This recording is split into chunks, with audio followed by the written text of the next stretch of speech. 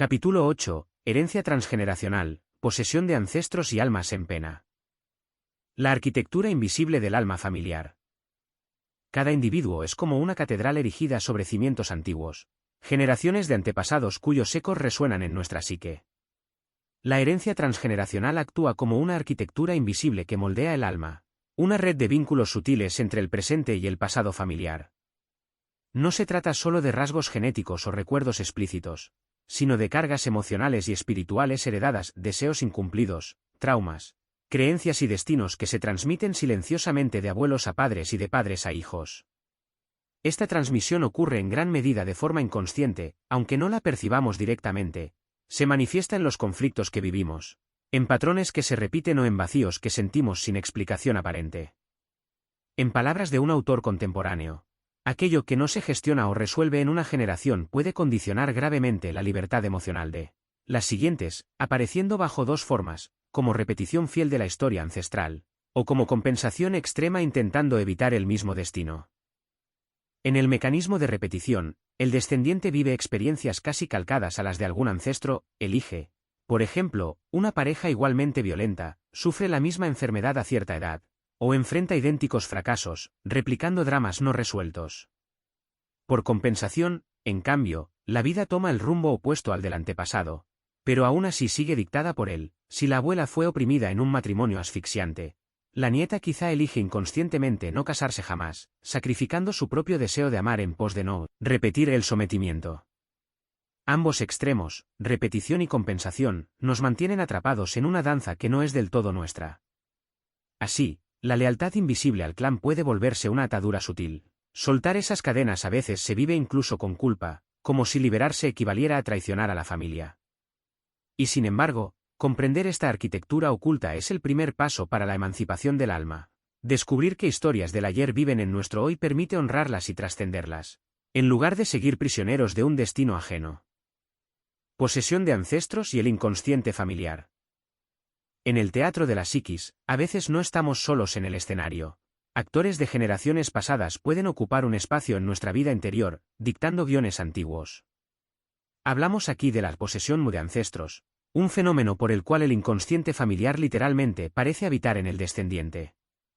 La persona siente, piensa o actúa de modos que replican a un antepasado, como si el antepasado viviera a través de él.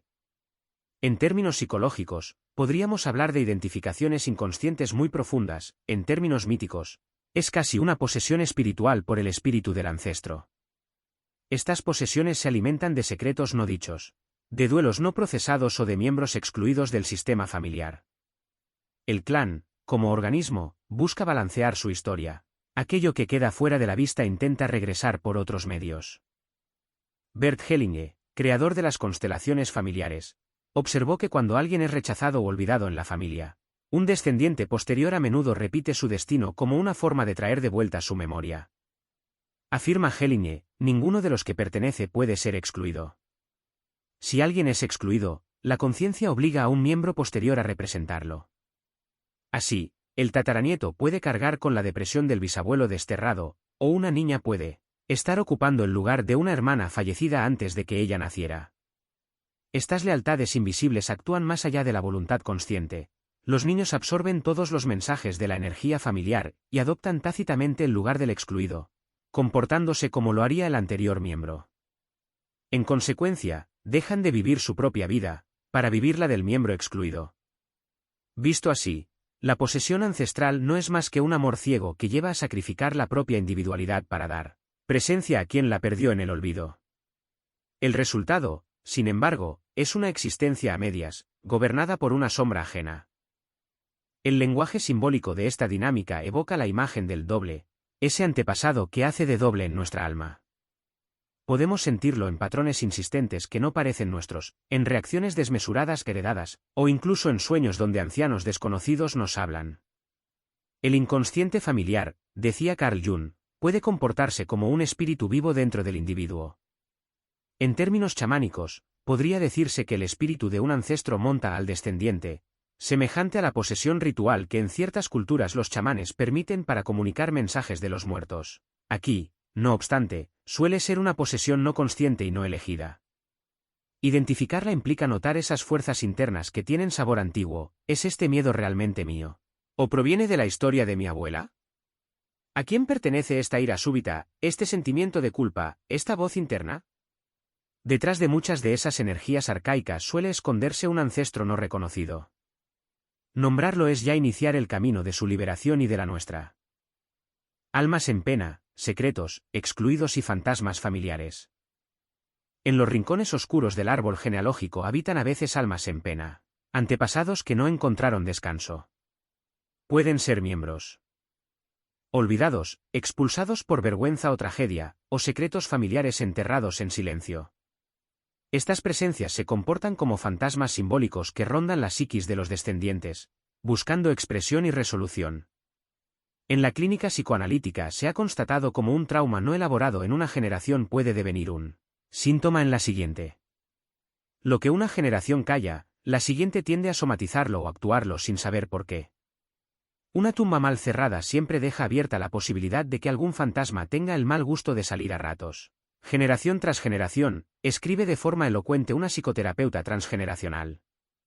Estas tumbas mal cerradas son los secretos familiares, eventos cargados de dolor o culpa, un incesto, un crimen, un hijo ilegítimo, una traición, que se ocultaron para proteger la imagen familiar, pero cuya energía queda atrapada. Los psicoanalistas Nicolás Abraham y Maria Torok introdujeron precisamente las nociones de la cripta y el fantasma transgeneracional para explicar este fenómeno. El secreto se guarda en la primera generación, se encierra en una cripta psíquica. La segunda generación lo ignora, y en las posteriores el contenido reprimido escapa en forma de fantasma, manifestándose como síntomas inexplicables. Así, un nieto puede cargar con terrores nocturnos, fobias, depresiones o tendencias autodestructivas que en realidad son la voz del pasado silenciado gritando por salir. Se ha dicho con razón, lo que no se dice, se actúa, lo que no se llora por los ojos. La descendencia lo llora con el cuerpo. Un ejemplo, si en la familia hubo un hijo excluido, digamos, un tío del que nunca más se habló por haber cometido algo innombrable, puede ocurrir que décadas después un miembro joven de la familia experimente una confusión de identidad, un sentimiento de no encajar o incluso ideas intrusivas que susurran no merezco vivir sin razón aparente. Es el fantasma del excluido buscando ser reconocido. La literatura clínica abunda en casos donde síntomas actuales revelaron historias ancestrales enterradas. Una enfermedad inexplicable en un niño puede vincularse al duelo no expresado de una abuela por un bebé que perdió y de quien jamás se habló. Un patrón de fracasos matrimoniales puede rastrearse hasta un bisabuelo que abandonó a su familia, generando una lealtad invisible que impide a sus descendientes disfrutar de una relación duradera por un sentimiento inconsciente de culpa o indignidad. Estas almas en pena familiar no siempre son literales, fantasmas espectrales, a veces viven en la psique como complejos inconscientes. Freud hablaba de lo no recordado, que retorna de forma disfrazada. Aquí, los muertos retornan disfrazados de destino.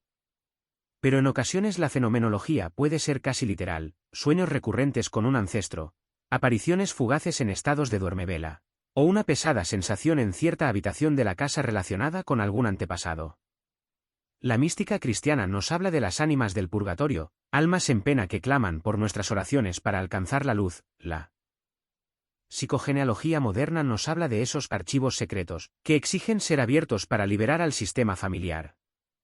Ambas visiones, la espiritual y la psicológica, coinciden en algo esencial: lo excluido busca ser incluido, lo oculto anhela ser revelado para hallar descanso. Reconocer estos fantasmas familiares es un acto de valentía y amor. Implica abrir espacio en la memoria para los antepasados olvidados. Hellinger insiste en la importancia de dar un lugar a todos los miembros, incluso a los que han sido rechazados, pues sólo así el sistema recupera la paz. Siempre aquel que no es nombrado, el que es satanizado, necesita recibir un lugar. En cuanto lo recibe, se sana el sistema en su totalidad, dice Hellinger. De igual modo, la tradición espiritual diría que hay que rezar por las almas perdidas de la familia. Ya sea mediante terapia, constelaciones, o rituales sagrados, el alma en pena, ese abuelo, bisabuela o tío que quedó atrapado entre mundos, pide una mirada de compasión. Una vez que le damos reconocimiento, sí, exististe, perteneces a nuestra historia, a menudo cesa la perturbación que generaba. Los secretos, al exponerse a la luz del amor y la verdad, pierden su poder fantasmagórico. Entonces, el fantasma puede por fin descansar y el descendiente queda libre para vivir su propio destino, sin cargas ajenas. Orden sistémico y lealtades invisibles, las constelaciones familiares. ¿Cómo desenredar esas fuerzas invisibles que nos atan al pasado? Una de las respuestas más influyentes ha sido a través de las constelaciones familiares, un enfoque terapéutico fenomenológico desarrollado por Bert Hellinger que combina sabiduría ancestral con una técnica grupal innovadora. Hellinger descubrió que existe un orden oculto en los sistemas familiares, lo que él llamó los órdenes del amor, y que muchos problemas surgen cuando ese orden se altera. Dos de sus principios fundamentales son: todo miembro tiene derecho a pertenecer, y debe respetarse la jerarquía temporal, los que vinieron antes tienen prioridad en el sistema. Cuando alguno es excluido, olvidado o deshonrado injustamente, o cuando un descendiente asume un lugar que no le corresponde, por ejemplo, querer hacer de padre de su padre, el campo familiar entra en desequilibrio. Entonces actúan las lealtades sistémicas para intentar restaurar el equilibrio, a veces de forma trágica, repitiendo el destino del excluido, o cargando con sus sufrimientos. En una constelación familiar, estos enredos se representan visual y vivencialmente. Se reúne un grupo, y el consultante elige representantes para miembros de su familia, incluidos aquellos ausentes o fallecidos, y los ubica intuitivamente en el espacio. Sorprendentemente, casi milagrosamente, los representantes comienzan a sentir emociones o impulsos que reflejan fielmente la realidad oculta del sistema familiar del consultante, sin que nadie les haya informado nada. Es como si hubieran sintonizado con el espíritu grupal de la familia, a través de un campo de información que algunos asocian al concepto de campo morfogenético. Hellinger observó que los representantes, al permanecer receptivos y centrados, son conducidos por una fuerza irresistible hacia un movimiento que revela las dinámicas esenciales del clan. En otras palabras, la constelación permite que hable el lenguaje del alma familiar, mostrando quién fue excluido, quién carga con quién, dónde falta amor o perdón. Uno de los hallazgos centrales de este método es ver claramente las identificaciones ocultas. Por ejemplo, se descubre que la depresión de una mujer en realidad pertenece al destino de su tía abuela, cuya existencia ella desconocía, o que la tendencia al fracaso de un hombre proviene de una lealtad inconsciente hacia su abuelo arruinado, a quien intenta acompañar en su desgracia por amor ciego. Al sacar a la luz estas conexiones, se puede buscar la reparación. En la constelación, esto a menudo se logra mediante frases sanadoras y reordenamientos. El representante del descendiente puede dirigir al del ancestro palabras como: tú eres mi ancestro. Yo soy el pequeño, por lealtad quise llevar tu dolor, pero ahora te lo devuelvo con respeto. Te honro y te doy un lugar en mi corazón, y tomo la vida que de ti viene. Igualmente, quien representa al ancestro puede expresar: gracias por recordarme. Ahora tomo tu amor y te bendigo para que vivas tu propia vida libre de mi destino. Son ejemplos de la poesía simple y poderosa que surge en constelaciones. Cuando el excluido es incluido simbólicamente y cada uno ocupa su lugar legítimo, el flujo del amor se restablece. Se observa frecuentemente que los representantes experimentan entonces un alivio, quizás se abrazan, o el muerto se recuesta en paz, o la tensión corporal cede. Es la señal de que el alma familiar ha hallado orden, y con él, alivio y sanación. Hellinger relata casos conmovedores, aquella vez en que una hija repetía la suerte de una tía monja olvidada, privándose del gozo mundano hasta que la tía fue reconocida. El joven cuya agresividad desapareció al descubrirse que llevaba la rabia del bisabuelo soldado muerto en guerra. Sin honra, la mujer cuyo recurrente deseo de morir provenía de una identificación con un hermano fallecido antes de que ella naciera, a quien inconscientemente quería seguir. En todos estos casos, la constelación permitió un movimiento de reconciliación. Se encendió metafóricamente una luz para ese ancestro en la oscuridad, se le devolvió su nombre y su dignidad, y así el patrón nocivo dejó de ser necesario. El sistema clama para que eso que sucedió sea reconocido e integrado, solo entonces cesa la repetición. Las constelaciones familiares funcionan casi como un rito moderno, combinan elementos teatrales, energéticos y espirituales, a la vez que tienen un efecto terapéutico tangible. Por ello, han sido descritas como una forma de psicoterapia sistémica con alma. Su éxito radica en recordarnos que dentro de nosotros viven muchos otros, y que para estar en paz debemos hacer las paces con ellos. Psicogenealogía y reparación simbólica. En paralelo al trabajo de Hellinger, otros exploradores del inconsciente transgeneracional han aportado distintas perspectivas. Alejandro Jodorowsky, artista y terapeuta chileno-francés, desarrolló la psicogenealogía y su práctica de la psicomagia para abordar la influencia de la familia en el destino personal. Tuve la fortuna de aprender de él y con él hace más de 20 años. Jodorowsky concibe el árbol genealógico como un guión existencial que a cada miembro le toca representar, a menos que despierte a la posibilidad de reescribirlo. Afirma provocativamente que la ley del árbol es la ley de la repetición, es decir, nuestra familia tiende a repetir sus historias una y otra vez. Si un bisabuelo fue abandonado, tal vez generación tras generación alguien sufra abandonos. Si hubo una abuela deshonrada, esa vergüenza puede permear en muchas vidas descendientes. Según Jodorowsky, sin una intervención consciente, estaremos condenados a repetir los errores de nuestros ancestros. ¿Cómo romper esa cadena? Aquí entra su idea genial y poética, la reparación simbólica mediante actos psicomágicos. La psicomagia propone actos rituales personalizados para el consultante, diseñados para comunicarse con el inconsciente en su propio lenguaje, el de los símbolos, los sueños, lo poético. Estos actos funcionan como pequeñas obras de teatro sagrado que buscan sanar la herida transgeneracional. Por ejemplo, si varias mujeres de la familia han sufrido humillaciones similares, Jodorowsky podría sugerir a la consultante que, en un espacio privado y respetuoso, realice una acción simbólica, escribir una carta perdonando al ancestro origen de esa cadena, quizá un patriarca maltratador, y luego quemarla mientras esparce pétalos de rosa, un acto de purificación y amor, o enterrar objetos que representen la vergüenza para devolverla a la tierra, y plantar encima un árbol, simbolizando el renacimiento. Estas acciones no tienen un efecto mágico sobrenatural en lo externo, sino interno, hablan al alma en sus propios términos, liberando emociones atrapadas y permitiendo al individuo posicionarse de otra manera frente a la historia familiar. La psicogenealogía también enfatiza el análisis del significado de los nombres, las fechas de nacimiento y muerte, lo que llaman síndrome de aniversario, las profesiones y las lealtades invisibles dentro del árbol. Jodorowsky y sus colaboradores, como Marianne Costa, han mostrado cómo muchas veces seguimos mandatos invisibles. No ser más feliz que mamá, cuidar de papá en lugar de hacer mi vida, realizar el sueño que mi abuelo no pudo. Identificar estos nudos, como los llama Jodorowsky, es esencial. Él describe ciertos nudos fundamentales, incestuoso, narcisista, etc., que pueden bloquear la evolución natural del árbol, pero insiste en que toda familia, incluso la de los hombres más sabios, tiene sus trampas y condicionamientos.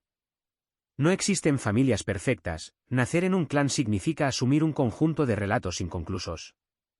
Sin embargo, también postula que dentro de cada árbol suele haber un buscador, alguien que anhela la liberación para sí y para todo el linaje.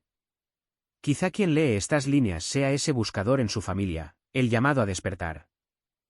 La reparación simbólica implica entonces un doble movimiento, por un lado, comprensión intelectual, dibujar el árbol genealógico, investigar la historia familiar, descubrir patrones ocultos, y por otro, acción creativa y sagrada que desate los nudos. Jodorowsky integró conocimientos del tarot, del chamanismo latinoamericano, del teatro y de la magia teatral en sus técnicas. Su estilo es lírico y directo, propone, por ejemplo, que si alguien ha cargado con un muerto, un hermano fallecido del que fue sustituto, por ejemplo, realice una ceremonia para devolver el muerto, podría llenar un saco de arena con el peso aproximado de ese hermano ausente y llevarlo a cuestas durante una hora por un cementerio, luego dejarlo allí y rezar una oración. Al hacer tangible la carga y luego soltarla, el inconsciente registra que ya no es necesario seguir cargando esa pena. Estas curas imaginativas tienen el poder de romper la hipnosis transgeneracional, abriendo espacio a la libertad individual. Como dice Jodorowsky, si no nos liberamos de la cadena, seguimos repitiendo. Pero al liberar un nudo, no solo nos sanamos a nosotros mismos, también sanamos el árbol, pues cada miembro de la familia interioriza, de algún modo, la resolución. En ese sentido, la psicogenealogía es optimista, ofrece la posibilidad de que, mediante conciencia y amor, el árbol genealógico florezca de nuevo, transformando sus maldiciones en bendiciones. Constelaciones y chamanismo, sanación desde afuera. El diálogo entre mundos aparentemente distantes, el de la terapia sistémica occidental y el de las prácticas chamánicas ancestrales, ha encontrado un hermoso puente en la obra de Dan van Campenhout. Este autor y sanador neerlandés, familiarizado tanto con las constelaciones familiares de Hellinge como con rituales chamánicos de diversas culturas, integró ambos enfoques para enriquecer la sanación transgeneracional. Su libro La sanación viene desde afuera alude a una idea central. En muchos casos, nuestras heridas familiares requieren la intervención de fuerzas externas de sanación, es decir, de elementos espirituales o arquetípicos que provienen más allá de nuestro sistema familiar inmediato. En constelaciones, solemos trabajar con la familia interna. Van Campenot propone que abramos el círculo a influencias benevolentes más amplias, la naturaleza, los ancestros remotos, los espíritus de ayuda. Una observación profunda que comparte es cómo, en las tradiciones chamánicas, los antepasados no son vistos únicamente como fuentes de problemas sino sobre todo como fuentes de fuerza y bendiciones. En muchas culturas indígenas, es habitual incluir en cada ceremonia oraciones por el bienestar de los ancestros, encendiendo fuego o dejando ofrendas para ellos. Se asume que, mientras no haya alguna señal de que un difunto sufre, los antepasados cuidan a los vivos desde el más allá. La relación con ellos es de respeto y continua reciprocidad. En cambio, las aproximaciones terapéuticas occidentales, como la de Helling o la del psicoanalista transgeneracional Didier Dumas, pusieron el foco en cómo las historias no resueltas de los ancestros pueden enfermar a los descendientes. Ambos enfoques son válidos y se complementan, reconocen el impacto transgeneracional, pero uno enfatiza el peso de la herencia traumática, mientras el otro enfatiza el vínculo de protección y sabiduría que también existe con nuestros ancestros. Van Campenot señala que, al igual que un chamán trabaja en trance para canalizar espíritus sanadores, en una constelación familiar ocurre algo análogo. Los representantes parecen canalizar no solo a los familiares ausentes, sino a veces también fuerzas arquetípicas, la muerte, el amor, la reconciliación, que ayudan a la resolución. De hecho, en ciertas constelaciones es habitual invitar la presencia de algo como el espíritu de la sanación o una bendición cuando el campo está muy estancado. Esto es muy parecido a invocar un espíritu aliado en un ritual chamánico. Por ejemplo, Dan Van Campenot incorporó la práctica del rueda medicinal sistémica, donde combina la disposición de una constelación con los puntos cardinales y elementos de la cosmología chamánica, norte, sur, este, oeste, con sus espíritus guardianes, elementos de la naturaleza, etc. De esta forma, el problema familiar se coloca en un contexto más amplio, cósmico si se quiere, permitiendo que actúen energías de equilibrio universales. El título La sanación viene desde afuera también sugiere humildad. A veces dentro de un sistema familiar todos están tan implicados en su dolor que la curación debe venir de fuera, del sistema. Helling solía decir que en las constelaciones había momentos en que algo más grande operaba, una especie de gracia. Van Campenot identifica eso más grande con lo que un chamán reconocería como espíritus compasivos, ancestros sanos o fuerzas de la naturaleza entrando en la constelación. No es raro que, tras un movimiento sanador, los participantes sientan como si una brisa fresca hubiese pasado por la sala, o que imágenes de luz o de guías espirituales aparezcan en la visualización. En algunos casos, incorporar rituales sencillos como todos soplar hacia el centro para disipar la negatividad, o cantar suavemente una tonada ancestral potencia el efecto curativo, porque involucra esa capa arquetípica.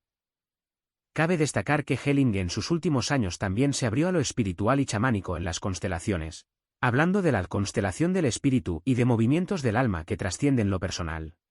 Por eso no sorprende que él mismo haya reconocido que las constelaciones familiares y los rituales chamánicos pueden complementarse y enriquecerse mutuamente, cada uno aportando sus visiones y conservando a la vez su cualidad especial.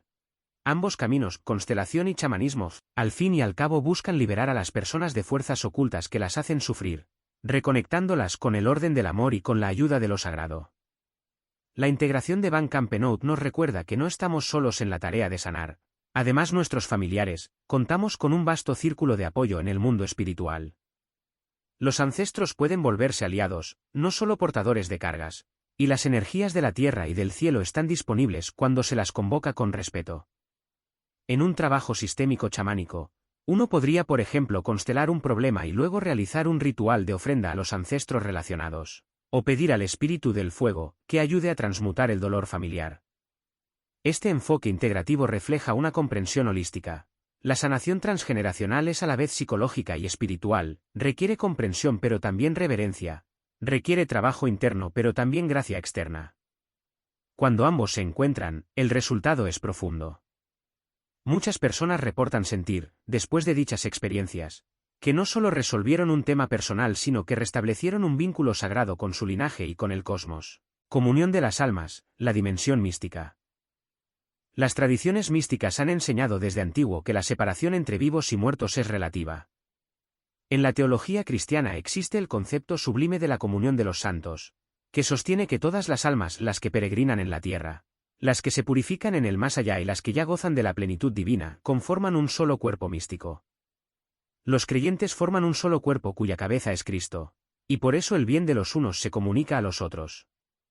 Esto significa que las oraciones, virtudes y actos de amor de una persona pueden beneficiar a otras almas, incluso a las de sus antepasados difuntos. Dentro de esta visión, el linaje sanguíneo no es solo una cadena biológica, sino también un canal espiritual a través del cual fluyen influencias, méritos y necesidades de redención. La comunión con los antepasados se practica explícitamente en el catolicismo mediante la oración por las almas del purgatorio. Se cree que algunas almas de difuntos necesitan purificación y que nuestras oraciones y buenas obras pueden ayudarles a alcanzar la luz plena. Cada año, en el Día de los Difuntos, la Iglesia invita a ofrecer intenciones por los familiares fallecidos. Muchas familias conservan la costumbre de encender una vela o dedicar misas por sus antepasados, enviándoles así amor y luz. Desde esta perspectiva, cuando un antepasado sufrió o erró gravemente, sus descendientes pueden interceder por él espiritualmente, pidiendo a Dios su perdón y liberación. Es una forma de sanar hacia atrás, así como las cargas pueden heredarse. Las bendiciones y la gracia también pueden viajar al pasado para aliviar a aquellos que nos precedieron. Yo rezo por mis abuelos a diario y seguiré rezando por ellos cuando se hayan ido. El bien se hace en esta vida, y después de esta también, escribe un autor católico enfatizando que nuestros lazos de amor continúan más allá de la muerte. En la mística popular, se cree a menudo que un antepasado fallecido puede actuar como guardián de la familia, una especie de ángel de la guarda familiar si vivió en gracia, o que, por el contrario, si murió con asuntos pendientes, puede rondar hasta que alguien le ayude a resolverlos. Aquí convergen la religiosidad y lo sistémico. Por ejemplo, un abuelo que murió sin perdonarse a sí mismo puede inspirar en un nieto la inquietud de buscar cierto conocimiento o reconciliación que al final beneficia al alma del propio abuelo. Algunos santos y videntes han narrado encuentros con almas en pena que les pedían oración para poder ascender. La respuesta de la Iglesia siempre ha sido la caridad, orar, ofrecer sacrificios o misas por esas almas, confiando en que Dios las acogerá. En el fondo, es el mismo acto de incluir al excluido, pero elevado a lo trascendente. Otras corrientes espirituales, como ciertas escuelas esotéricas occidentales, hablan de la herencia kármica familiar, la noción de que miembros de un mismo linaje pueden reencarnarse en la misma familia para equilibrar deudas o continuar aprendizajes. Así, un bisabuelo podría reencarnar como nieto en su propia descendencia, trayendo tanto sus talentos como la oportunidad de vivir de nuevo sin repetir errores. Aunque no todos acepten la reencarnación, es interesante cómo esta idea refuerza la necesidad de resolver los nudos familiares. Si no se trascienden, el alma vuelve a enfrentarlos una y otra vez. En cambio, al sanar, libera no solo a sus descendientes sino también su propio destino espiritual. La dimensión mística en la autodefensa psicoespiritual nos anima a ver a nuestro árbol genealógico con ojos sagrados. No es únicamente una lista de nombres y fechas, sino una comunidad de almas interconectadas a través del tiempo. Podemos sentirnos pequeños yous aislados, pero en realidad somos parte de una cadena de vidas donde cada eslabón importa. En esta comunión, así como heredamos cargas, también heredamos plegarias antiguas, bendiciones e incluso la protección de quienes, antes que nosotros, alcanzaron una conexión profunda con lo divino. Pensemos en esas abuelas que rezaban rosarios por su familia, quizás sus bisnietos, que ni las conocieron, hoy se benefician de esa energía de amor depositada en el banco espiritual familiar. O en términos más universales, toda buena acción eleva a los antepasados, así como toda liberación personal redime un poco al linaje. El linaje es un canal de redención en ambos sentidos. Nosotros redimimos a nuestros ancestros con nuestra consciencia y virtudes, y ellos nos brindan sabiduría, inspiración y guía desde su nueva perspectiva. En última instancia, la mística nos enseña la unidad, no hay verdadero límite entre ellos y nosotros. Así como la sangre de nuestros antepasados corre por nuestras venas, sus almas están misteriosamente entretejidas con la nuestra. Entender esto cambia la forma en que afrontamos la sanación transgeneracional, deja de ser solo resolver mis problemas psicológicos, para convertirse también en un acto de servicio amoroso hacia mi familia extendida en el tiempo. Al liberar un patrón, libero a mis ancestros y a mis descendientes simultáneamente. En este acto de amor que trasciende la muerte, encontramos quizá la expresión más elevada de la autodefensa psicoespiritual. Defendemos nuestra alma y a la vez defendemos el legado de luz de nuestra familia, afirmando que el amor es más fuerte que cualquier cadena de dolor a través de las generaciones. Fantasmas en el diván, el legado inconsciente en psicoanálisis. El psicoanálisis, desde sus comienzos, se interesó por los fantasmas internos que nos habitan, aunque inicialmente se centró en fantasmas formados en la infancia personal. Sin embargo, a lo largo del siglo XX, varios psicoanalistas comenzaron a detectar que algunos de esos espectros de la mente parecían tener origen en generaciones anteriores. Freud habló de la compulsión a la repetición, esa tendencia casi fatal a repetir lo que nos hizo trauma, y aunque lo aplicó a la biografía individual, otros pensadores lo extendieron a la biografía familiar. Carl Jung introdujo el concepto de inconsciente colectivo, dentro del cual podríamos situar también un inconsciente familiar o transpersonal que opera en cada sujeto. Pero fueron autores como Nicolás Abraham y Maria Toro quienes formalmente teorizaron el inconsciente transgeneracional dentro del individuo. Para ellos, ciertos fantasmas son efectos en un sujeto por la vida no vivida o el secreto inconfesado de otro, generalmente un progenitor o ancestro. Esos fantasmas no son espíritus literalmente, sino más bien complejos psicológicos ajenos, implantados en el inconsciente del descendiente porque el ancestro cayó o reprimió algo demasiado doloroso. Ya mencionamos su concepto de la cripta y el fantasma. El secreto que se entierra en el inconsciente de la primera generación crea una cripta psíquica, una especie de compartimento oculto. La siguiente generación quizás siente una ausencia o algo inexplicable, aunque ignora el secreto, y en la tercera o cuarta generación ese contenido explota como un fantasma, esto es, aparece en forma disfrazada, síntomas, sueños, actos fallidos, etc. Un caso documentado fue el de una joven que sufría ataques de pánico sin causa aparente. En terapia profunda emergió la imagen de un hombre amenazante. Indagando, se supo que su abuela había sido asaltada de joven, evento que nunca contó a nadie por vergüenza. La nieta heredó el pánico que la abuela no pudo elaborar ni nombrar. Otro caso clásico es el de personas adoptadas o que de bebés perdieron a un progenitor, a menudo describen sentir que algo les falta o que tienen un vacío. Abraham y Torok dirían que en su inconsciente hay la cripta de ese padre o madre ausente, y el fantasma se manifiesta tal vez en forma de tristeza crónica o dificultad para comprometerse, hasta que no se pone en palabras la historia, aunque duela, y se llora la pérdida real. Todas las manifestaciones espirituales, de muertos, almas en pena o errantes, tienen un sentido. No se dan al azar, dan un mensaje o muestran su pena, o expresan la necesidad de oración para poder ascender. En el misterio de la intercesión las personas encarnadas, a través de su oración logran abrir camino a espíritus del plano intermedio o almas purgantes. Ante la falta de reconocimiento del plano intermedio, sus implicancias, su validez, es que existen los reconocidos espíritus vengativos, que pertenecen al árbol familiar y permanecen ligados a los descendientes o alguno de ellos por la falta de reconocimiento en el inconsciente familiar. Quizás de lo que hicieron como sacrificio por la familia, muerte en soledad, etc. O el secreto de la familia enferma, fermentado en una siguiente generación a veces representado en la halitosis, un muerto que quiere hablar. Los espíritus vengativos entonces, son personas del árbol genealógico, que han muerto en soledad o por algún secreto. También pueden venir anudados por una brujería o magia, y se habilita que ese espíritu en odio venga con aspectos psíquicos o memorias afectivas de esa persona, y es un caso más grave que el anterior. Hay espíritus errantes nunca encarnados, que pueden ser subyugados por ciertos demonios. Hay otros espíritus errantes que han estado encarnados, almas en pena. Hay espíritus errantes que han quedado enganchados a algún descendiente, interfiriendo incluso en la fertilidad y vida afectiva. También hay espíritus protectores que vienen del linaje familiar que son admirados por los ángeles y que comparten sus funciones, casi al nivel de los santos, y con el permiso de Dios acceden a la vida del descendiente para defenderlo de los vengativos y a su vez para abrir los caminos de prosperidad y abundancia, la guía y protección a través de la intuición y los sueños. Estos espíritus buenos se manifiestan en el campo afectivo más que en la mente y facilitan la sensibilidad en el amor. Esto teológicamente hablando es muy importante discernir si es un demonio o espíritu de un fallecido, porque a un muerto no se le debe enviar al infierno. Si encontramos un ancestro o recovecos psíquicos de él, hay que enviarlo a los pies de la cruz, ya que en nuestras manos está la misericordia, no el juicio. Jesús dispondrá los pasos siguientes con esa alma. Expulsar un espíritu de un muerto es más simple que un demonio.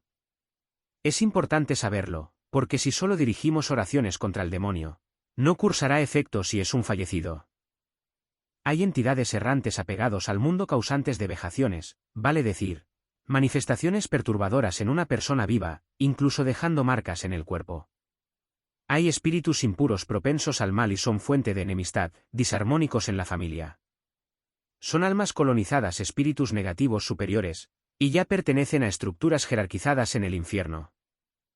Didier Dumas, psicoanalista francés, afirmaba que muchas psicosis tienen raíz en eventos sucedidos en las generaciones anteriores, por ejemplo, traumas de abuelos no dichos, y que el paciente psicótico en cierto modo escenifica esos conflictos arcaicos en sus delirios o alucinaciones.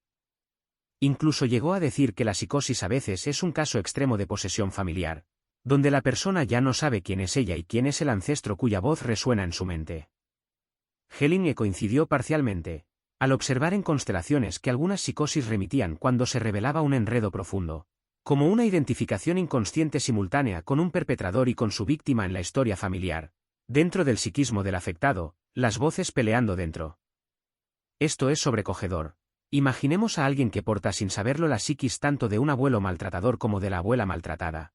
Esa batalla de opuestos en el alma podría explicar sintomatologías graves. Solo haciendo consciente esa doble identificación y liberándola, por ejemplo, devolviendo cada carga a quien corresponde y devolviendo la responsabilidad al verdadero agresor, etc., es posible la mejora. La práctica clínica con enfoque transgeneracional incorpora herramientas como genogramas, mapas familiares con detalles de eventos importantes, la exploración de los mitos familiares, esas frases o creencias que pasan de generación en generación, los hombres de esta familia no sirven, las mujeres de esta familia siempre sufren por amor, etc., y la atención a los actos sintomáticos en la vida del paciente.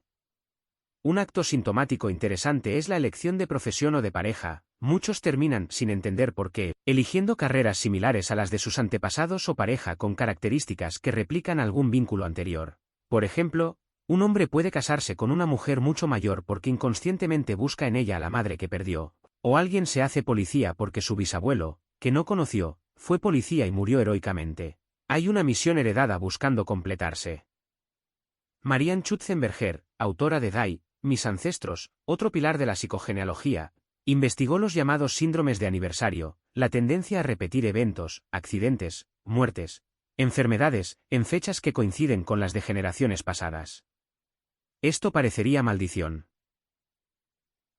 Si no se explicara psicológicamente, es el inconsciente familiar sincronizando esas repeticiones porque las fechas actúan como activadores de la memoria del clan. Al hacerse consciente, estos patrones pierden poder. En consulta psicoanalítica, cuando el terapeuta detecta que asoman contenidos no pertenecientes a la biografía del paciente, puede invitar a explorar la historia familiar. A veces basta con develar el secreto, poner en palabras el acontecimiento silenciado, tu abuelo se suicidó y esto nunca se dijo para que el síntoma comience a disolverse. El inconsciente individual ya no necesita hablar en clave, con síntomas, lo que ahora se habla con claridad en la familia. En otros casos, se trabaja a nivel imaginario. El paciente puede escribir una carta dirigida a tal ancestro expresando todos los sentidos, aunque ese ancestro ya no esté vivo, o hacer un diálogo imaginario en el diván, bajo la guía del analista, donde se permita decir y escuchar lo que quedó pendiente. Estas técnicas tienen resonancia con las constelaciones y la psicomagia, aunque el psicoanálisis clásico no las llamara así. En el fondo buscan dar voz al fantasma para que deje de poseer al sujeto.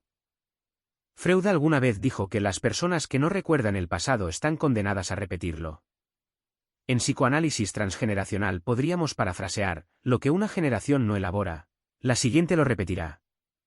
La elaboración es la clave, significa convertir el fantasma en ancestro, es decir, pasar de sufrir una influencia oculta a reconocer, sí, esto viene de mi abuela, la duelo, la honro, y le devuelvo su historia. Entonces, el fantasma inquieto se transforma en antepasado pacificado. De hecho, algunos terapeutas hablan de la diferencia entre antepasados y ancestros. Los antepasados serían simplemente los familiares muertos, mientras que los ancestros son aquellos antepasados incorporados honorablemente a nuestra historia, convertidos en fuente de fuerza. Convertir a todos nuestros muertos en ancestros es, visto así, la tarea psicológica y espiritual que sana el inconsciente familiar. El árbol de la vida y de la muerte, visión esotérica. Fantasmas en un árbol, 1933, óleo del pintor austríaco Franz Sedlacek. Las aves de cráneo humano posadas en las ramas de un árbol seco evocan simbólicamente las almas inquietas de los antepasados que aún moran en el árbol genealógico, esperando ser liberadas. En las tradiciones esotéricas, el árbol es un símbolo universal de conexión entre mundos. Sus raíces hundidas en la tierra representan el pasado y el inframundo, su tronco el presente, y sus ramas que se elevan al cielo representan el futuro y lo celestial. Nuestro árbol genealógico puede verse, desde esta perspectiva, como un organismo espiritual viviente que abarca a los miembros vivos y a los difuntos. Algunos iniciados han sugerido que cada familia posee una suerte de egregor, una entidad psíquica colectiva alimentada por las energías, pensamientos y eventos de sus integrantes. Ese egregor familiar sería como el alma del clan, que persiste generación tras generación. Cuando los miembros de la familia honran a sus antepasados, este egregor se fortalece positivamente y actúa de guía. Pero si hay muchos secretos tóxicos o hechos violentos no integrados, el egregor se desequilibra y puede llegar a comportarse como una entidad parasitaria, drenando a los vivos. Esta idea de un parásito energético familiar se asemeja a la imagen de un ancestro no liberado como entidad semiviva. No es un espíritu plenamente trascendido a la luz, pero tampoco está en el plano material, queda en un limbo, atado al árbol por lazos de apego, culpa o tareas inconclusas, influyendo en los descendientes. En el esoterismo moderno se habla de las larvas astrales o cáscaras, y eso alude a que cuando alguien muere, su parte más densa, emociones inferiores, apegos terrenales, puede quedarse vagando en el plano intermedio como una cáscara vacía que a veces se adhiere a los vivos y vampiriza su energía. A esto se ha llamado interferencia por almas desencarnadas. Por ejemplo, el fantasma de un borracho que se aferraba a su esposa viva y le inducía a beber, o el espíritu de un amante muerto que causaba fenómenos en su antigua amada. Así, muchas veces estos espíritus que no avanzan no lo hacen por maldad deliberada, sino por confusión y apego. La entidad que causa el problema puede ser un alma que se halla en angustia en los planos intermedios, e ignora las condiciones post-mortem para dimensionar el daño que hace a sus descendientes agarrándose tan desesperadamente a ellos. Es decir, como un náufrago que se aferra a quien intenta salvarlo y termina hundiéndolo. El ancestro perdido puede aferrarse a un descendiente sensitivo. Este mencionado coincide con la visión sistémica, el muerto inquieto se agarra al vivo por desesperación, y el vivo sufre las consecuencias, en forma de adicciones, síntomas, perturbaciones mentales. La solución sería entonces la caridad y conocimiento, ayudar a ese espíritu a tomar conciencia de su estado y encaminarlo hacia la luz. Esa imagen de Sedlacek, los pájaros fantasmales posados en el árbol bajo la luna, nos recuerda que un árbol genealógico sin luz puede volverse un sitio lúgubre, poblado de espectros. Muchas culturas antiguas desarrollaron rituales precisamente para evitar eso. Los egipcios tenían elaborados cultos funerarios para garantizar que el Bea, alma, del fallecido se eleve. Los chinos veneran a sus ancestros en altares domésticos, alimentando su memoria con incienso y comida para que se mantengan como guías protectores y no como fantasmas hambrientos. En México, el Día de Muertos es una fiesta de reencuentro donde los difuntos regresan simbólicamente a disfrutar de los vivos. Seguro. Vieron la película Coco, asegurando así que se sientan queridos y no tengan motivos para rondar en pena. Incluso en Europa, hasta hace un par de siglos, persistían tradiciones de dar de comer a los muertos, como ponerles pan y vino en la tumba, y de rezar novenas. Tras un fallecimiento, todo con la intención de facilitar el tránsito del alma y mantener armonía entre el mundo de los muertos y los vivos. René Guénon, maestro de la metafísica tradicional, criticaba la desacralización de la muerte en Occidente, advirtiendo que el olvido de los ritos de paso deja almas errantes en nuestro entorno psíquico. Para los tradicionalistas como Guénon o Evola, la conexión con los antepasados era parte integral del orden cósmico. La tradición con mayúsculas se transmitía también por vía ancestral. Evola, en Revuelta contra el mundo moderno, aludió al culto de los antepasados como una de las columnas del mundo tradicional, donde cada persona sabía que era la continuación de sus mayores y que honrarlos le daba identidad y fuerza. Cuando esa cadena se rompe, la sociedad moderna queda llena de individuos desarraigados, en un nivel sutil, plagada de fantasmas colectivos, energías desequilibradas fruto de generaciones de guerras, materialismo y negación de lo espiritual. No es extraño entonces que proliferen fenómenos de hauntings, casas encantadas, apariciones, etc. En culturas que han perdido sus rituales ancestrales, es como si el mundo invisible reclamara atención. La propuesta iniciática nos invita a reespiritualizar nuestro árbol familiar. ¿Qué significa esto? Significa considerarlo un ser con alma propia, al que podemos nutrir con actos sagrados. Por ejemplo, meditar visualizando nuestro árbol genealógico lleno de luz, rezar por cada nombre que recordamos hasta los tatarabuelos, y más allá, abarcando a los desconocidos, encender una vela en honor a los antepasados de mi linaje y de mi tierra, dedicar una misa o ceremonia en su nombre. Significa también aprender a protegernos psíquicamente en caso de influencias perturbadoras. Si uno siente claramente la presencia opresiva de un ancestro, sea en sueños o en síntomas, puede emplear recursos de autodefensa psicoespiritual similares a los que se usan contra cualquier entidad, visualizaciones de luz protectora, invocación de arcángeles, limpiezas energéticas del hogar, etc. En muchas ocasiones, simplemente elevar una oración de liberación es suficiente. A ti, alma errante de mi linaje, te envuelvo en luz y amor, puedes ir en paz hacia la fuente. Aquí estaré bien y honraré lo bueno de ti. Esto, que puede sonar poético, tiene su eficacia en el plano sutil. Otra herramienta es trabajar con el sueño lúcido o la imaginación activa para contactar con el ancestro inquieto. En estado meditativo, se llama al antepasado problemático y luego visualizan como guías de luz, ángeles, maestros, se lo llevan a un lugar mejor.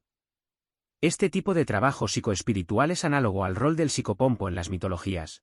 Aquel que guía a las almas de los muertos, Hermes para los griegos, los chamanes en sus viajes, etc. Incluso hoy, algunos terapeutas holísticos actúan como psicopompos en las constelaciones chamánicas, asegurándose de enviar a la luz a los difuntos que aparezcan. En síntesis, la dimensión esotérica nos enseña que detrás de nuestras dinámicas psicológicas familiares hay verdaderas entidades espirituales en juego. El árbol familiar no es solo una metáfora. Es un eje que conecta el mundo material y el espiritual en lo relativo a nuestra familia. Al igual que un árbol real necesita luz, agua y buenas raíces para prosperar, nuestro árbol espiritual necesita memoria, honra y amor para mantenerse saludable.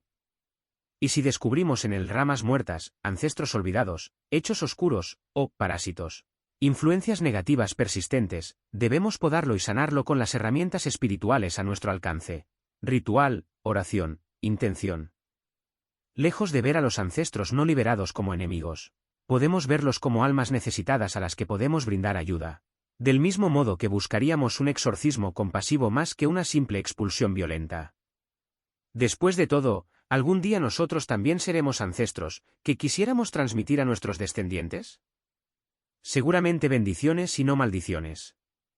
Por eso, en la labor esotérica con el linaje, cultivamos las virtudes, amor, perdón, consciencia, que transmutarán cualquier espectro en luz. Así nuestro árbol genealógico se convierte en un verdadero árbol de la vida, conectado a lo divino y fuente de frutos sanos para las generaciones venideras. Figuras simbólicas del linaje, el árbol, el exiliado, el doble y el alma errante. En este recorrido, han emergido una serie de figuras arquetípicas que nos ayudan a entender y narrar la dinámica transgeneracional. A modo de síntesis, podemos identificarlas claramente. El árbol representa el sistema familiar en su conjunto, visto como un ente vivo y espiritual. El árbol tiene raíces, antepasados, orígenes, tronco, la generación actual, y brotes nuevos, los descendientes por venir. Simbólicamente, también es el axis mundi que conecta la tierra con el cielo, nuestros ancestros, raíces, nos sustentan, y nuestras aspiraciones, ramas, se elevan hacia lo trascendente. El árbol porta tanto la savia nutritiva de los legados positivos como los anillos marcados por las heridas generacionales. Es organismo y archivo a la vez. Hablar con el espíritu del árbol es conectar con la sabiduría acumulada de la familia. Sanar el árbol es un acto de curación holística que implica atender a raíces, tronco y brotes, es decir, honrar el pasado, ordenar el presente y bendecir el futuro. El exiliado es la figura del antepasado excluido o del miembro que fue apartado del sistema. Puede ser un pariente olvidado, un tío del que nunca se volvió a hablar, un ancestro desterrado geográfica o emocionalmente, por ejemplo, una bisabuela internada en un asilo y borrada de la memoria familiar. O incluso un miembro cuyos valores chocaron con los del clan y fue renegado. El exiliado carga con un estigma y su destino suele ser repetido o representado por otro, hasta que se le restituye su lugar. En la dimensión simbólica, el exiliado es la oveja negra o el chivo expiatorio, figuras que en los rituales antiguos cargaban con las culpas del grupo y eran expulsadas. Nuestro trabajo es reincluir al exiliado, darle voz. Cuando se logra, el exiliado se transforma de fuerza caótica en fuente de enseñanza. Por ejemplo, el adicto excluido se vuelve maestro de sobriedad para sus descendientes una vez integrado su recuerdo, pues su historia sirve de advertencia y humildad. El doble es el descendiente que vive la vida de un ancestro, como una suerte de réplica o reencarnación simbólica. A veces el doble ni siquiera sabe que está repitiendo a otro, solo siente que su vida no le pertenece del todo, que está siguiendo un guión preestablecido. El doble puede manifestarse en cosas tan simples como tener el mismo nombre que un antepasado y sentir que debe ser como él, o tan complejas como desarrollar la misma enfermedad en la misma edad. En psicogenealogía, se identifica el yaciente, cuando alguien nace poco después de la muerte de otro y, sin saberlo, carga con ese muerto yaciendo en su interior, o el niño de reemplazo, cuando unos padres tienen otro hijo para reemplazar al fallecido. Ese hijo suele convertirse en el doble del difunto. También hablamos de doble en casos de lealtad extrema. Me caso infeliz porque mamá fue infeliz. Soy su doble en el sufrimiento, no triunfo en la vida para no ser distinto a papá fracasado. Hago de doble de su fracaso. La figura del doble nos alerta sobre dónde perdemos nuestra autenticidad por lealtad. Liberar al doble implica permitirle separarse de la sombra del ancestro y afirmarse en su individualidad. En cierto modo, el doble debe devolver la misión al ancestro y encontrar la suya propia. El alma errante representa la entidad del ancestro no elevado, el espíritu en pena o la energía que vaga sin descanso. Es el fantasma en su sentido más literal. A diferencia del exiliado, que es una condición dentro del sistema, o del doble, que es un rol del vivo, el alma errante es la presencia del muerto. Puede ser un antepasado concreto, el abuelo que murió trágicamente y nunca encontró la luz, o una especie de conglomerado de dolor ancestral. En las pesadillas o visiones, a veces aparece como una figura oscura o triste, o como múltiples voces murmurando. Su objetivo, aunque el término objetivo quizá no aplique a un alma perdida, es ser guiada al hogar, al mundo espiritual que le corresponde. Mientras eso no ocurra, el alma errante se alimenta de la energía de la familia. Quizás se manifiesta como un ambiente pesado en la casa ancestral, o como una repetición incansable de un evento, accidentes en el mismo sitio, etc. Esta figura nos invita a practicar la psicopompía doméstica, convertirnos en guías de nuestros propios ancestros, rezando por ellos, hablándoles, prendiendo esa luz en la oscuridad para que puedan seguirla. Cuando el alma errante logra descansar, su energía se transforma. Ya no es espectro sino un ancestro luminoso que ahora vela positivamente por la familia. Estas cuatro figuras: árbol, exiliado, doble, alma errante, pueden aparecer en nuestros relatos y sueños interiores cuando emprendemos la sanación transgeneracional. Son símbolos, pero también realidades psicoespirituales con las que podemos trabajar. Podemos imaginarlas interactuando. El alma errante de un exiliado puede estar apegada al doble. Por ejemplo, un bisabuelo exiliado cuyo fantasma acompaña a un bisnieto que vive como su doble. La clave está en romper ese hechizo integrando al exiliado, así el alma errante deja de penar, y liberando al doble, que así devuelve la carga al antepasado y puede ser el mismo. Todo esto sucede dentro del árbol, nuestro gran maestro. El árbol nos da una visión completa, nos muestra que ramas están quebradas, exclusiones, donde la savia no fluye, secreto, donde una rama creció torcida imitando a otra, doble, y en qué parte del follaje se oculta una sombra que no es hoja ni fruto, fantasma. Luego, con amor y ritual, enderezamos, podamos lo seco, nutrimos lo débil. Es un trabajo de jardineros del alma. Ritos de liberación, sanando el vínculo transgeneracional. Habiendo explorado teoría y símbolos, llegamos al aspecto práctico de la autodefensa psicoespiritual en el contexto transgeneracional. ¿Cómo liberarnos y liberar a nuestros ancestros de estas ataduras invisibles? Proponemos aquí un camino de sanación que integra elementos místicos, terapéuticos y chamánicos. Este rito o práctica puede adaptarse a la creencia y necesidad de cada quien, pero en líneas generales incluye reconocimiento, desposesión, liberación y restitución. Veámoslo paso a paso. Preparar un espacio sagrado. Busque un momento y lugar tranquilo donde no sea interrumpido. Puede encender una vela blanca, símbolo de la luz divina, y si lo desea, colocar fotos de familiares o algún objeto significativo de sus antepasados. Este pequeño altar improvisado servirá de punto de conexión. Si su tradición es religiosa, puede tener un icono o cruz; si es más chamánica, quizás algunos cuencos, cristales o incienso. Lo importante es la intención, crear un ambiente de respeto, amor y protección. Puede invocar la presencia protectora según su fe, por ejemplo, rezar un Padre Nuestro, o invocar a sus guías espirituales, ángeles guardianes, o al espíritu amoroso de sus abuelos benévolos. Sienta que no está solo, va a realizar un trabajo profundo y cuenta con asistencia superior. Reconocimiento de la herencia y el dolor. Ahora, enfóquese en aquello que desea sanar. Es un patrón específico, por ejemplo, todas las mujeres de mi familia sufren abandono. Es una enfermedad o síntoma, por ejemplo, esta ansiedad inexplicable que siento desde niña. O quizá una sensación difusa de carga, siento que llevo una mochila pesada que no es mía. Tenga claro el tema en cuestión. Comience hablando en voz alta, o pensando con mucha claridad, sobre ello. Por ejemplo, reconozco que en mi familia existe el patrón del alcoholismo y ha traído mucho dolor, o veo que cargo con una tristeza que no sé de dónde viene, tal vez de alguna mujer de mi linaje. Este acto de reconocer ya debilita el poder del inconsciente. Es como apuntar una linterna hacia la sombra. Si conoce la historia familiar relacionada, menciónela. Sé que mi bisabuelo Juan murió trágicamente y nunca se habló de ello. Hoy traigo a la memoria ese hecho. Si no la conoce, simplemente reconozca la presencia de un ancestro cuyo nombre desconozco pero cuyo dolor siento. Llámele antepasado mío o alma de mi familia. Dígale mentalmente: te veo, sé que estás ahí. Esta es la fase de invocación del inconsciente familiar, convocar a la mesa del corazón a todos los implicados, con respeto. Desposesión y liberación. Ahora viene el momento crucial. Liberar las energías ajenas que usted ha estado cargando y ayudar a liberarse a las almas que pudieran estar pegadas. Aquí puede utilizar visualización y palabra. Imaginemos que usted siente que lleva un peso en los hombros, literal o metafóricamente. Puede cerrar los ojos e imaginar que ese peso toma la forma de una mochila o un fardo amarrado a su espalda. Visualícelo con tanto detalle como pueda. ¿Es un saco viejo, una piedra, una caja? Ahora, en su mente o en voz alta, dígale a quien corresponda: esto que he estado cargando, que no es mío. Lo suelto ahora. Devuelvo cada carga a su legítimo dueño con amor y respeto. Mientras dice esto, visualice quitándose la mochila de los hombros y colocándola frente a usted.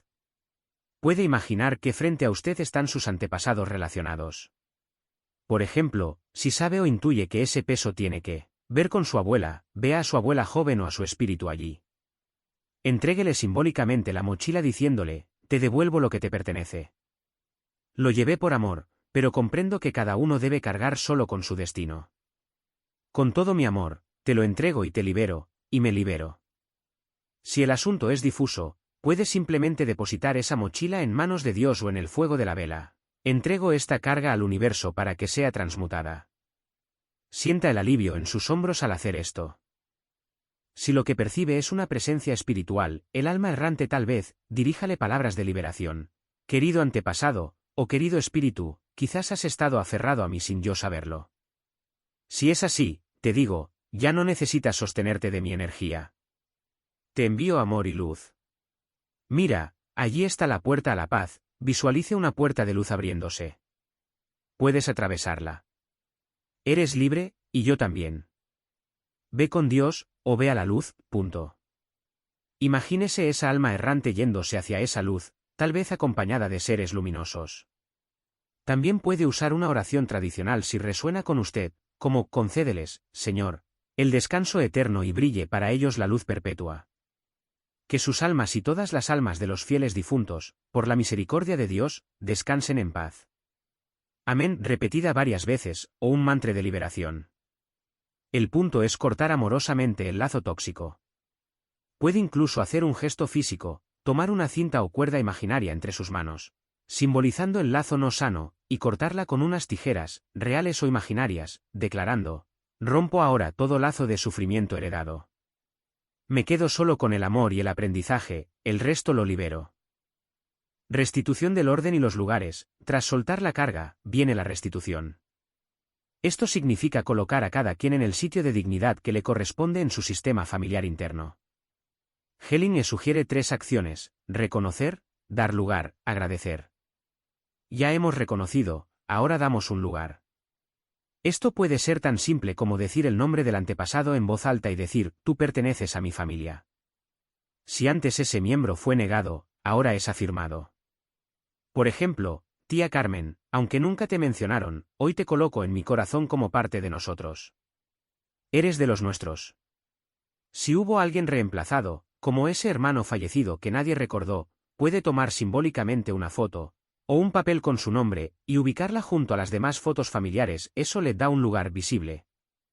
También es momento de tomar nuestro propio lugar, reafirmar que usted es el hijo / la hija, el pequeño, el descendiente, y que no tiene por qué cargar con lo de los grandes. Puede decir, yo ocupo mi lugar de nieta, y dejo a mis abuelos lo que es de ellos. Si se había puesto, sin querer, en rol de madre de su madre, devuélvale ese rol: mamá, tú eres la grande. Yo la pequeña, te devuelvo la responsabilidad que asumí por ti. Visualice en su escenario interior cómo cada figura se recoloca, los ancestros detrás, usted aquí y sus hijos, si los tiene, delante. Que la energía fluya de atrás hacia adelante. Esta recolocación restablece el orden del amor. Agradecimiento y cierre. Ahora, agradezca. Agradezca a sus ancestros por la vida que a través de ellos recibió. Aun si hubo ancestros terribles, gracias a su existencia usted está aquí, eso es innegable. Así que al menos por la vida misma uno puede dar gracias. Agradezca también las lecciones aprendidas. Gracias, familia, porque a través de ustedes he aprendido sobre el amor, el dolor y la resiliencia. Puede sonar extraño agradecer el dolor, pero visto en perspectiva, todo nos ha traído hasta nuestra comprensión actual. Si siente en el corazón pedir perdón o ofrecerlo, hágalo ahora. Perdono a quienes causaron daño y pido perdón por cualquier daño que mis propias acciones, o las de mis antepasados, hayan causado. Libero y me libero. Este acto de perdón rompe maldiciones antiguas y libera karmas. Finalmente, puede recitar una oración o afirmación de bendición sobre su árbol. Bendigo mi árbol genealógico, a los que estuvieron antes que yo, a los que estamos vivos hoy, y a los que vendrán. Que la luz, el amor y el orden divino reinen en nuestro linaje. Imagine esa luz blanca dorada descendiendo sobre usted y extendiéndose en todas direcciones de su árbol familiar, sanando cualquier herida, llenando vacíos, calmando sufrimientos. Si encendió vela o incienso, déjelos consumirse con esa intención. Si quiere concluir a la manera chamánica, puede tocar un tambor suave o agitar unas sonajas, como signo de movilizar la energía estancada. También es válido simplemente hacer respiraciones profundas visualizando que con cada exhalación sale lo viejo y, con cada inhalación entra paz. Acto simbólico final, opcional. A veces es útil anclar lo trabajado con un acto en el mundo físico. Puede escribir en un papel aquello que libera, libero el miedo ancestral, y quemarlo en la vela, mirando cómo el humo asciende al cielo. O escribir una carta a ese ancestro expresando todo y luego quemarla o enterrarla. O colocar las fotos usadas de vuelta en el álbum familiar pero ahora conscientes de quiénes son y qué papel jugaron. Algunas personas plantan un árbol real en honor a sus ancestros como símbolo de nuevo comienzo. Otras hacen una visita al cementerio para dejar flores y decir esas palabras que nunca se dijeron en su momento. Cualquier acción concreta que sienta adecuada servirá de cierre tangible.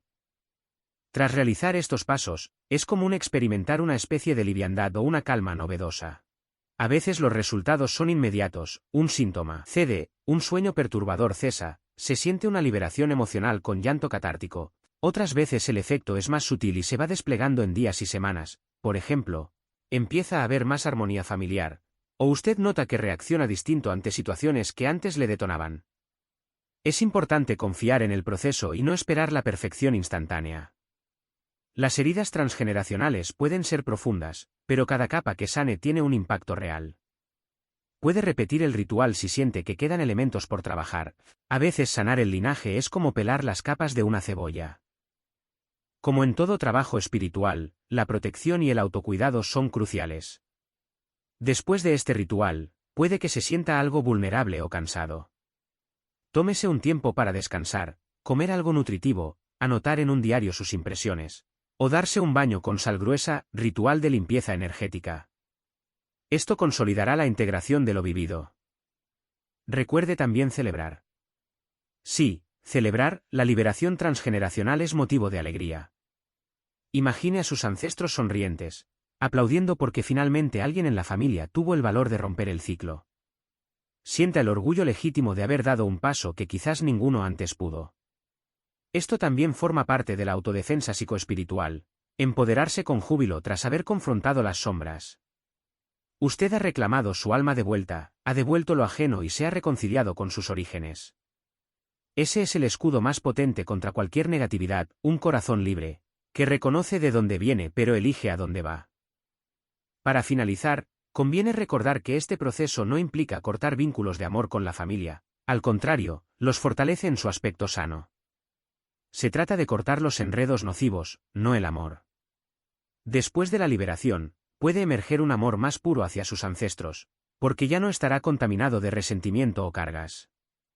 Muchos describen que, tras trabajar estos temas, sueñan con sus abuelos fallecidos pero ahora en contextos amables, o sienten que por fin pueden pensar en tal pariente sin dolor. Eso es señal de que el vínculo se elevó, la comunión sustituye a la posesión. Entonces, la energía ancestral fluye como una bendición y no como maldición. En suma, la autodefensa psicoespiritual transgeneracional nos arma con comprensión, ritual y fe para afrontar aquello que a veces viene de antes, pero nos afecta ahora. Al redescubrir nuestro árbol como fuente de fuerza en lugar de carga, y al poner en su sitio a los exiliados, dobles y almas errantes, recuperamos nuestro poder personal y nuestro derecho a un destino propio. Sanamos heridas antiguas y prevenimos su transmisión a los que vienen después. Honramos a nuestros padres y abuelos, pero afirmamos, hasta aquí llegó el dolor. En mí comienza una nueva historia. Este acto de amor, que es a la vez ruptura y continuidad, nos convierte en el eslabón consciente de la cadena. Y así, liberados del peso invisible de los ancestros, podemos alzar el vuelo hacia la realización de nuestra esencia, llevando en el corazón la sabiduría de todo nuestro linaje. Como decía un proverbio, somos los sueños de nuestros antepasados, que nuestras vidas se conviertan en la realización luminosa de esos sueños, una vez disipadas las sombras que no les pertenecían. La sanación del árbol genealógico es, en definitiva, la liberación del alma familiar y la afirmación de la luz que siempre estuvo destinada a brillar a través de nosotros.